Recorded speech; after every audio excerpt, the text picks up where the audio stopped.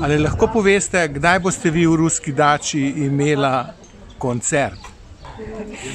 Ja, seveda, pravkar smo se dogovorili prav na tem mestu, da bo koncert, moj koncert ruskih pesmi, tukaj 21. avgusta, to poletje.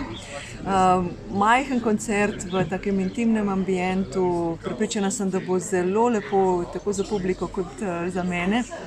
Moram pa še povedati, da sem prvič tukaj danes in da sem res popolnoma navdušena nad lepoto, usklajenosti vsega, nad tem, kako so obnovili to rusko dačo, koliko enih majhnih biserčkov je tukaj znotraj te stavbe, te zgodovinske stavbe. Tako da je res, upam, da bo to ratalo v kratkem zelo popularno mesto za kavico, za tortico, pa za srečanje med prijatelji. Lahko pa še zaupam eno majhno skrivnost, ker me že dolgo časa ljudje sprašujejo glede ruske dihalne telovadbe, kdaj bom začela tudi kaj v živo vaditi.